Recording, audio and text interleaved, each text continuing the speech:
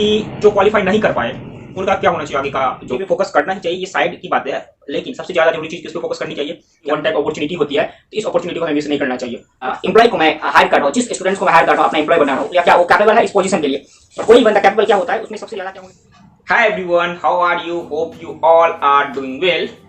सो बहुत दिनों के बाद मैं वीडियो लेके आया हूँ, कुछ बिजी शेड्यूल थे, इसके कारण मैं वीडियो नहीं बना पा रहा था। तो सबसे पहले तो मैं सारे जितने भी क्वालिफाई किए हैं, चाहे वो इंटर हो, चाहे वो फाइनल हो, चाहे वो फाउंडेशन हो, उनमें जिन लोगों ने क्वालिफाई किया है उन्हें बहुत बहुत ढेर सारी शुभकामनाएं, कॉन्ग्रेचुलेशंस कि आपने क्वालिफाई किया हुआ है। सेकेंड थिंग, जिन लोगों ने क्वालिफाई नहीं कर पाया तो उनके लिए मैं बोलूँगा कि better luck next time, definitely अगली बार अटेम्प्ट कीजिए, कोशिश करने वालों की कभी हार नहीं होती।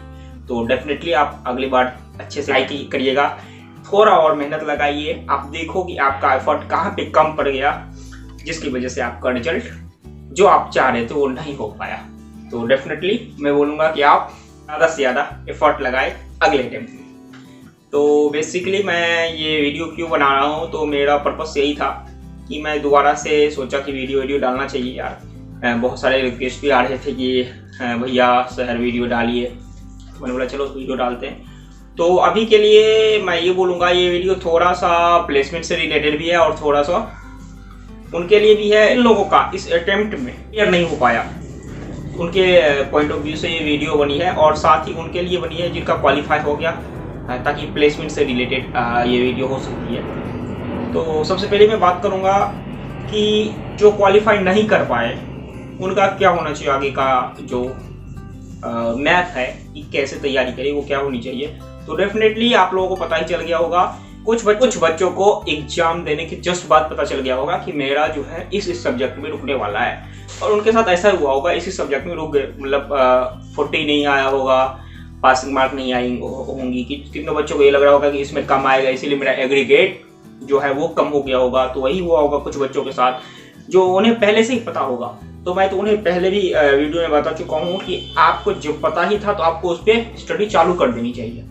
कोई बात नहीं, उन बच्चों के लिए ये है कि अभी से चालू कर दो नेक्स्ट अटेम्प्ट के लिए। तो आपको पता है कि कौन कौन से सब्जेक्ट में आपको दिक्कतें आती है, उस पर आप ज़्यादा फोकस करो, उस पर आप ज़्यादा से ज़्यादा हार्डवर्क करो, बिकॉज इसी की वजह से इसका ये पिछला अटेम्प्ट आपका रुक गया था। तो डेफिनेटली उस पर आपको ज़्यादा फोकस करने की ज़रूरत है। सेकेंड थिंग, जिन बच्चों को लग रहा था कि नहीं हम तो क्वालिफाई कर जाएंगे, बट अनफॉर्चुनेटली वो क्वालिफाई नहीं कर पाए, तो उनको दोबारा से ये देखना चाहिए किस सब्जेक्ट में उन्हें लग रहा था कि हम पास थे, या किस सब्जेक्ट में उन्हें लग रहा था हमें ज़्यादा मार्क्स आने चाहिए थे और उसमें कम आ गए। तो इसका 2-3 हो सकता है पॉइंट ऑफ व्यू। एक तो इसलिए क्योंकि आपकी जो आंसर्स देने की जो तरीके होंगे उसमें थोड़ा सा आपको चेंज लाना पड़ेगा। जहाँ पे थियोरेटिकल था या जहाँ पे टाइपिंग वाली थी, तो उसमें कहीं आपने गलती तो नहीं कर दी। कुछ ड्राफ्टिंग स्किल्स पे आपको थोड़ा सा फोकस करना होगा। साथ ही साथ ये भी देखना होगा कि क्या कुछ MCQ जल्दबाजी में तो आपने टिक नहीं कर दिए, जिसकी वजह से आपका गलत टिक हो गया हो। तो इस सारी चीज़ों पे फोकस करना ही चाहिए, ये साइड की बात है।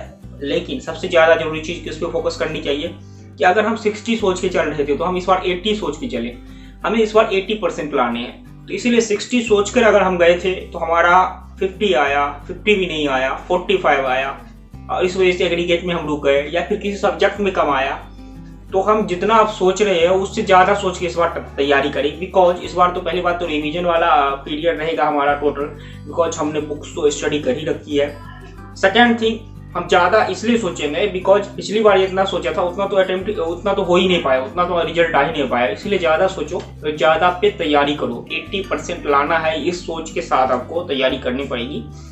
तो ये 2 पॉइंट मैं बोलना चाहूँगा आगे के लिए। बाकी तो आपको पता ही है कि किस हिसाब से तैयारी करनी है, क्या क्या मेजर पार्ट्स होते हैं। प्रीवियस वीडियो मैंने बता चुका हूँ हर एक सब्जेक्ट से रिलेटेड कि किस किस सब्जेक्ट में कौन कौन टॉपिक्स जो है वो ज़्यादा वेटेज वाले हैं। तो आप वो वीडियो जरूर रेफर करें। साथ ही आप कमेंट भी कर सकते हैं अगर आपको लग रहा है कि कुछ और मुझे वीडियोज डालनी चाहिए रिलेटेड टू कोई सब्जेक्ट, पर्टिकुलर सब्जेक्ट, तो डेफिनेटली आपको कमेंट करना चाहिए, तभी मुझे पता चलेगा। तो डेफिनेटली आप कमेंट करें और लाइक जरूर करें इस वीडियो को।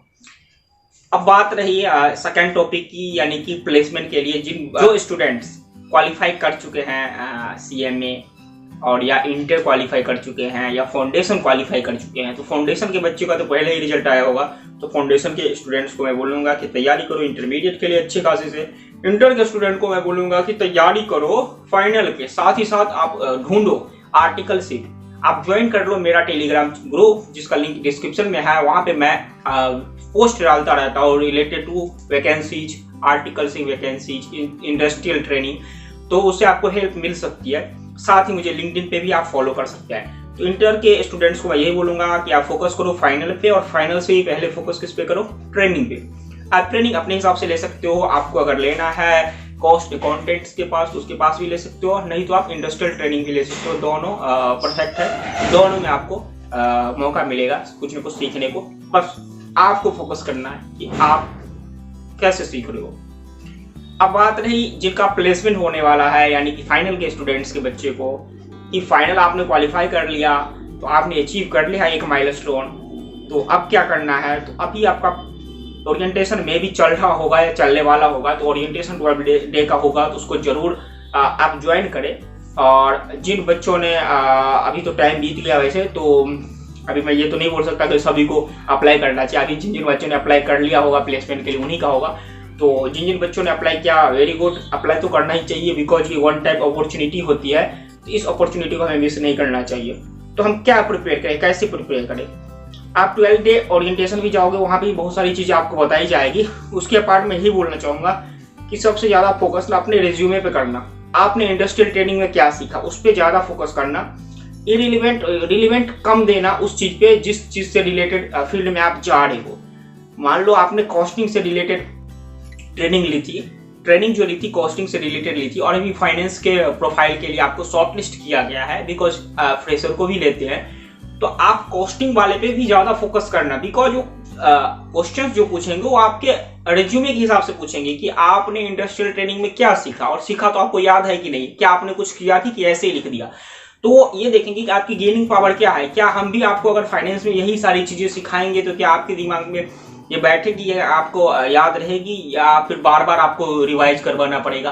आपकी कैपेबिलिटी वो जज करते हैं इससे। इसीलिए जो आपने रिज्यूमे में लिखा है उसको तो बहुत ही अच्छे तरीके से आपको स्टडी करना है, उस पर ज़्यादा काम करना है। एक्सेल की नॉलेज बहुत ज़्यादा मात्रा में आप करो, यूट्यूब वीडियोस देखो जिसपे आपके एक्सेल से रिलेटेड फार्मूलाज और फंक्शंस के बारे में जानकारी मिलेगी।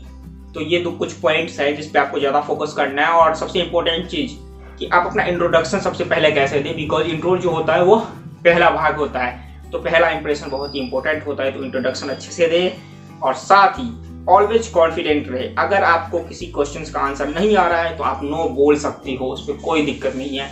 आप नो बोल सकते हो कि मुझे याद नहीं है, बट डेफिनेटली मैं इस इंटरव्यू के बाद जरूर उसको पढ़ूंगा या पढ़ूंगी, या उसके बारे में जानना चाहूँगा या चाहूँगी, या बोल सकते हो।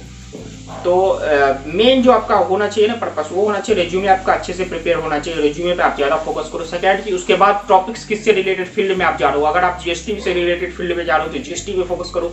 अगर आपने GST से रिलेटेड ट्रेनिंग ली है और कॉस्टिंग में जा रहे हो तो GST से रिलेटेड चीज़ों में पहले पढ़ाई करो, क्योंकि उससे रिलेटेड वो चीज़ें पूछेंगे आपसे। उसके बाद कॉस्टिंग से रिलेटेड पे भी फोकस करना है, ऐसा नहीं उसको छोड़ देना है, उससे रिलेटेड चीज़ों पे भी फोकस करो। तो ये कुछ हैं जिस पे आपको ज़्यादा ध्यान देनी चाहिए। और बाकी कॉन्फिडेंट आपको रहना है। वो कॉन्फिडेंस लेवल भी चेक करते हैं, सबसे ज़्यादा यही चेक करते हैं कि जिस एम्प्लॉय को मैं हायर कर रहा हूँ, जिस स्टूडेंट्स को मैं हायर कर रहा हूँ, अपना एम्प्लॉय बना रहा हूँ, या क्या वो कैपेबल है इस पोजीशन के लिए। और कोई बंदा कैपेबल क्या होता है, उसमें सबसे ज़्यादा क्या होनी चाहिए, आत्मविश्वास होना चाहिए, कॉन्फिडेंस होना चाहिए, सेल्फ कॉन्फिडेंस। तो ये ऑलवेज याद रखिए। आप गलत भी हो लेकिन उन्हें पता नहीं चलना चाहिए आप गलत हो, आप राइट हो। अपने हिसाब से आपको हमेशा राइट होना है। हाँ, गलत चीज़ें नहीं शेयर करनी है, कि गलत इन्फॉर्मेशन नहीं शेयर करना है। कि पूछ रहा है किसी भी चीज़ के बारे में, आप उसको बोल रहे नहीं मेरे को तो पता है कॉन्फिडेंस के साथ, और आंसर दे दो गलत चीज़।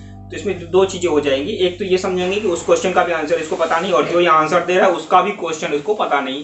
ठीक है, तो यही था मतलब शॉर्टकट। बाकी मैं वीडियो देखता हूँ, एक दो और बनाऊंगा इसके ऊपर थोड़े और डिटेल्स में।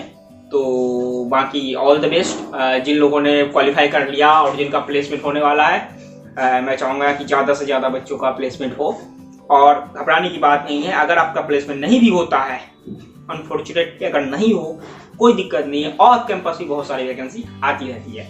और बाकी ऑल द बेस्ट उन्हें भी जो अगले एग्जाम में अपीयर हो रहे हैं, चाहे फाउंडेशन में, चाहे इंटर में, चाहे फाइनल में। तो थैंक यू सो मच।